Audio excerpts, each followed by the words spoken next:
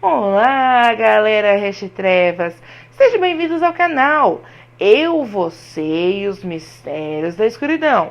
Eu sou o GRP e tenho um imenso prazer de poder estar aqui novamente, junta com vocês, para contar mais uma nova história. Peço a vocês, se inscrevam no canal, deixe o seu like e me envie a sua história. Eu terei prazer em contar a sua história aqui no canal. Hoje teremos 2 relatos paranormais. Bora pro relato, galerinha! O primeiro relato de hoje foi me enviado pelo meu amigo crítico adorável Francisco Português. Vamos ao relato. Olá, minha doce, maravilhosa, querida amiga GRP. É sempre com o maior prazer e honradez que escrevo, faço comentários e ouço os teus maravilhosos relatos. E também participo do teu canal. Apresento a você e aos seus inscritos mais um relato. Espero que seja visto com bons olhos. No ano de 1993, na cidade de Presidente Prudente, interior de São Paulo, eu trabalhei como cobrador de ônibus circular urbano, porém no horário noturno. E o nome do ônibus era Corujão. Portanto, o motorista e eu éramos chamados de corujões.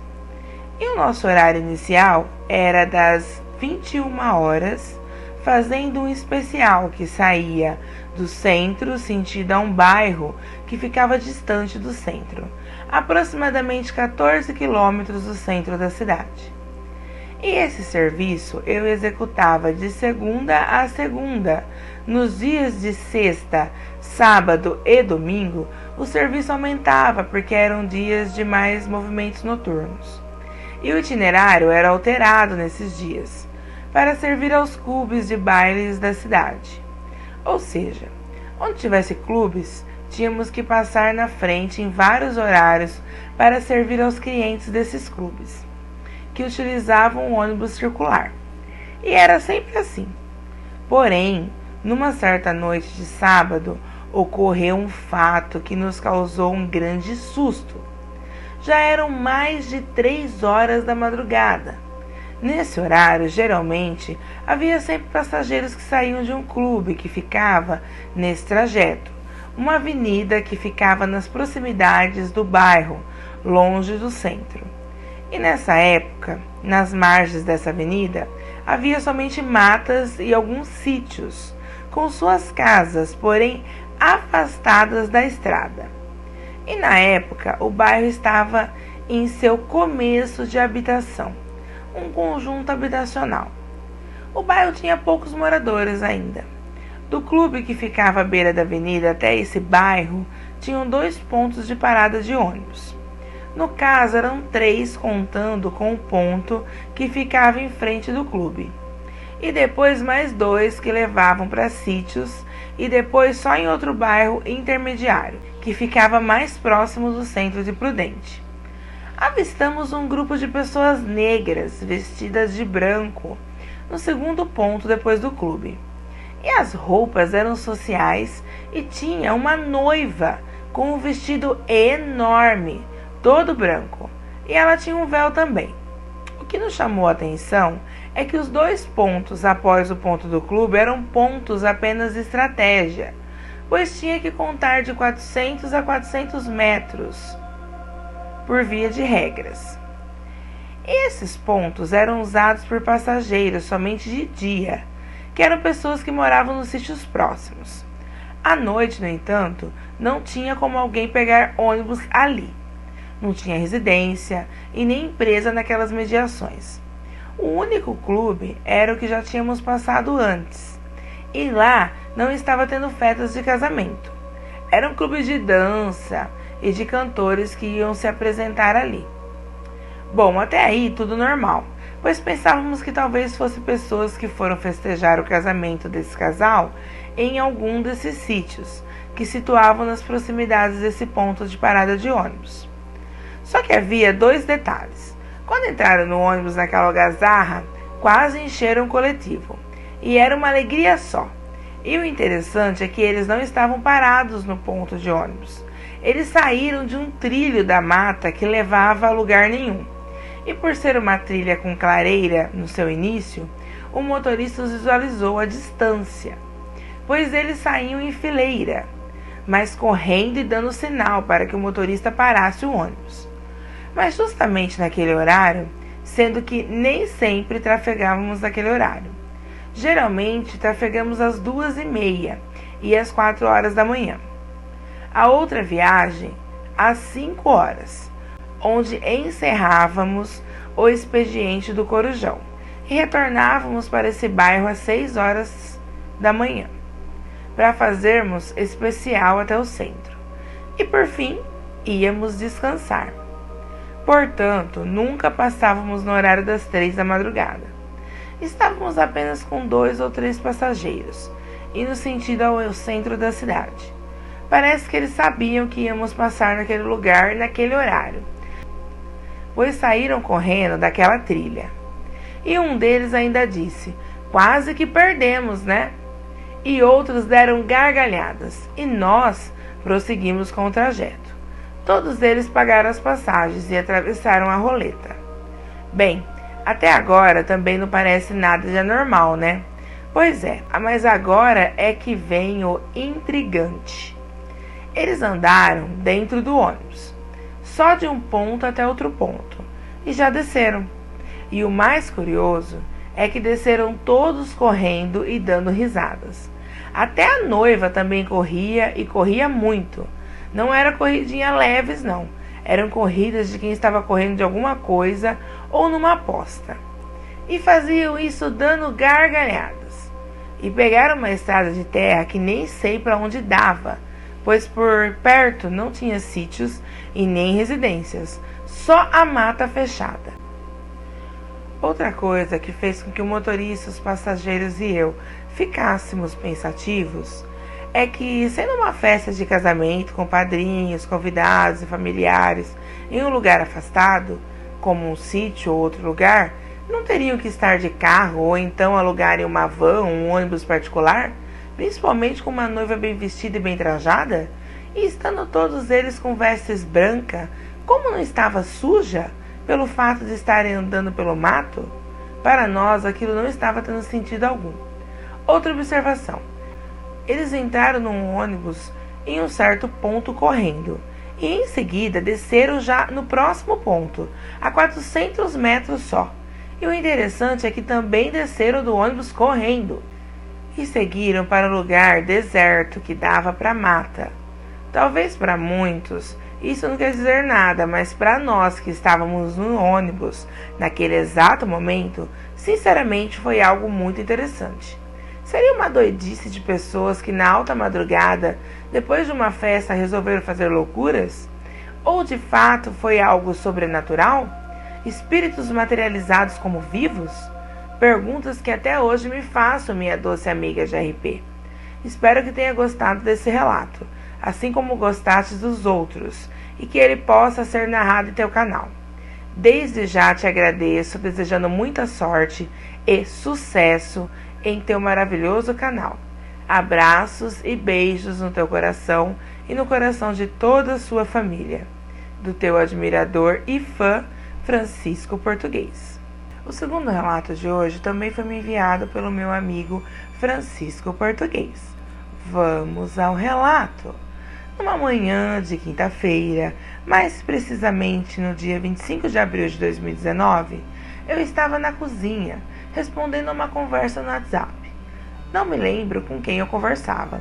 Acredito que era por volta de 10 horas da manhã.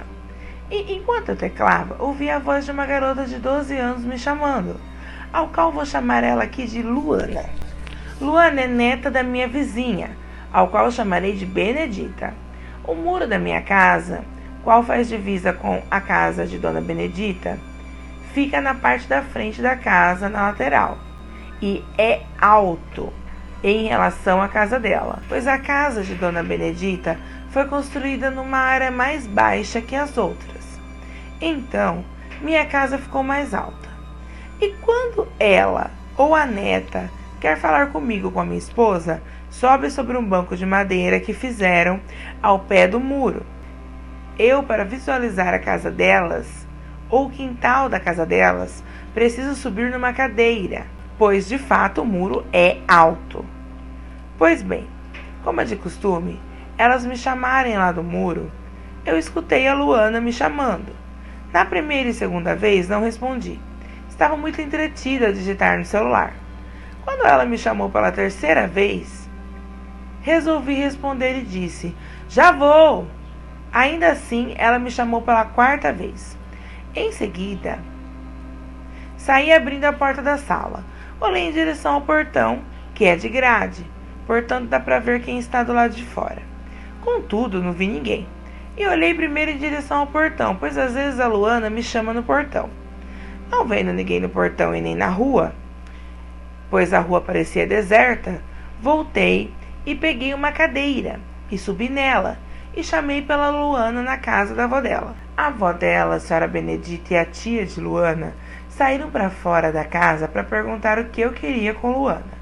Então eu respondi. Ela estava me chamando alguns segundos atrás. Não sei se era daqui do muro ou era do portão. E ela me chamava alto. Ela chamava assim: Francisco, Francisco, ó Francisco, Francisco. Então, queria saber se queres alguma coisa. Qual não foi a minha surpresa quando eu tive a resposta simultaneamente das duas, da avó e da tia. Ambas disseram: não, não foi ela não. Ela está lavando louça e nem saiu da cozinha. Não foi ela não, talvez foi outra pessoa. Eu disse: mas a voz era dela, não de outra pessoa. Então a tia de Luan disse: fique em paz, não foi nada não. Ainda fiquei comentando com a senhora Benedita sobre esse fato. E ela disse: essas coisas acontecem, Fran. A gente pensa que ouviu, mas não ouviu. Bom, então fui no portão. Abri ele, olhei a rua nas duas direções, mas de fato ela estava deserta. Só carros que passavam. Entrei achando graça do acontecido. E ainda brinquei falando: se for riqueza, entres e seja bem-vinda. Mas se for pobreza, não és bem-vinda. E sorri. De repente veio em minha mente lembranças de pessoas mais velhas, que diziam que quando ouvistes vozes chamando pelo seu nome, nunca respondas, sem certificar-se de quem é, e nunca mandes entrar. Deve-se ir até a porta da sala ou portão para averiguar. Nunca se sabe quem é. E certificando-se que a chamada não é de ninguém, é sinal que alguém da vizinhança, ou parente ou amigo acabou de falecer. É a morte chamando para avisar. Mas não dei importância para esse assunto. Achei fantástico eu ouvir uma voz parecida com a voz da menina me chamar nitidamente. E não era ninguém. Não me assustei. Na verdade, achei incrível. Sensacional. Foi algo inusitado para mim. Nunca acontecera antes. Porém, ao sair de casa por volta das 3 horas da tarde e retornar às 4h40, uma dona de um mercado que ficava próximo da minha casa me chamou do outro lado da rua. Detalhe, tinha me esquecido, tenho problemas de audição. Não escuto de longe, só de perto. Às vezes até de perto tenho dificuldade de entender o que a pessoa fala. Essa senhora me falava algo da frente do mercado, mas eu só ouvia sons da boca dela e via a boca dela se mexer. Então, resolvi ir até ela e pedir que repetisse tudo. Ela assustou e perguntou: português, você não ouviu nada? Respondi: não, eu não escuto de longe, se falar baixo também não ouço. Então ela replicou: agora entendi porque estava me matando de falar e você não respondia nada. E ela acrescentou: sabia que o nosso amigo faleceu hoje cedo? Perguntei: quem? Vou chamar aqui de Zé Paulo. Então ela disse: o Zé Paulo. Ele passou por uma cirurgia e não resistiu. Aquilo me deixou triste e chateado, JP. Porque ele gostava muito de mim e morava numa rua paralela à minha rua, fazendo fundos para o fundo da minha casa. Então voltei para minha casa muito entristecido e chateado, e lamentando a morte dele, e sobretudo porque eu prometera ir visitar ele. Havia alguns meses e não pude cumprir essa promessa. Ele gostava muito quando eu o visitava. Isso aumentava mais a minha tristeza. Ele já estava doente, mas achei que ele iria melhorar. Mas no momento de tristeza, foi que me lembrei do momento em que me chamaram por 4 vezes de manhã. Concluí que foi naquele momento que ele entrou em óbito. Não sou de acreditar nessas coisas, mas se isso aconteceu, como posso sustentar uma negação daquilo que aconteceu comigo? Talvez possa ser de fato uma coincidência, mas por que algo ou alguém do além me chamaria?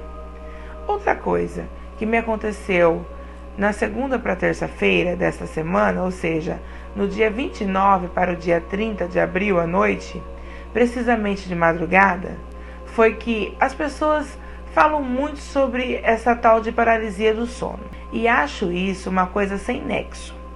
Cientificamente, não tem nada que explique isso. Eu já tive várias espécies de pesadelos, muito estranhos. Dá a impressão de que a gente está dormindo e acordado ao mesmo tempo, ou está começando a cochilar e algo sobrenatural toca na gente e neutraliza a nossa matéria.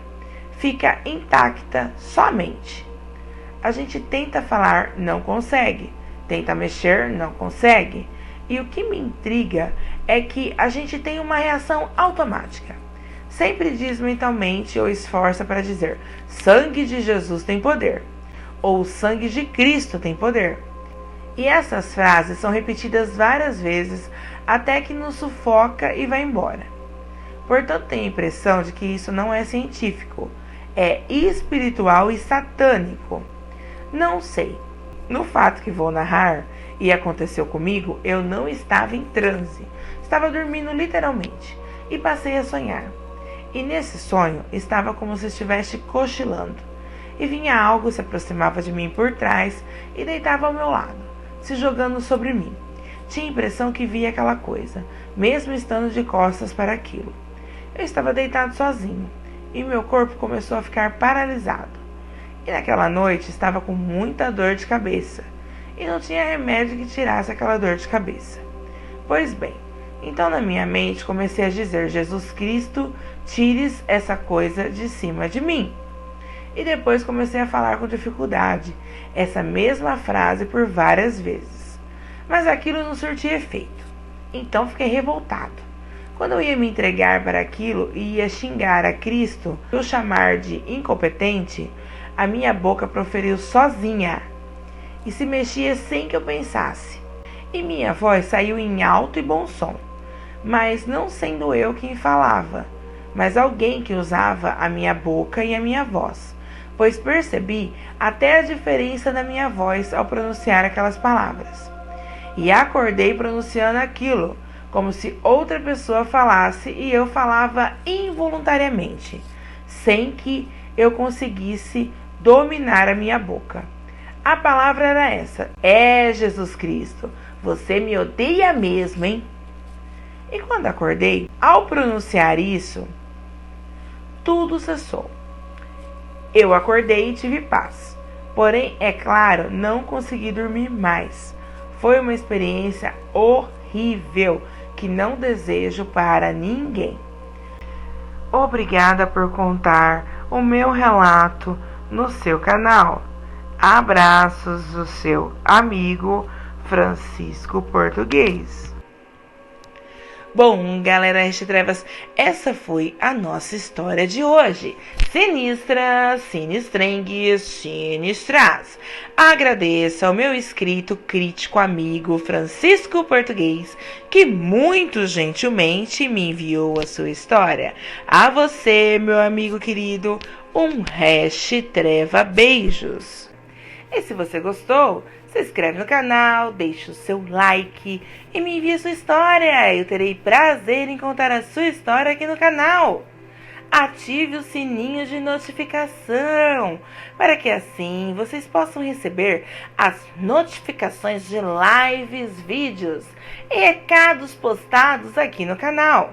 O e-mail do canal, caso vocês queiram me enviar relatos, é eu, você e os mistérios da escuridão @gmail.com. tudo em letra minúscula e sem nenhum acento. Ou vocês podem me enviar pelo Zap ou pelo Facebook do canal, que está GRP Grazi. Lembrando que na descrição do vídeo abaixo, vocês vão encontrar todos os links citados acima. Quero fazer um convite a vocês, participem da live comigo, todo sábado às 20 horas, onde eu conto relatos verídicos, ao vivo, trago notícias mundiais para deixar vocês atualizados sobre o que está acontecendo no Brasil e nos demais países. Temos também o conto da minha prima escritora Jéssica Rebouças. Temos também a teoria da conspiração e a interação com vocês, meus amados e amadas, inscritos e inscritas do meu canal. Conto com a ilustre presença de vocês. Todo o trabalho realizado por mim e minha equipe é feito para vocês com carinho, amor e total dedicação, pois vocês, meus inscritos e inscritas do meu canal maravilhoso, merecem somente o melhor. Um treva beijos caloroso a cada um de vocês e até a próxima história.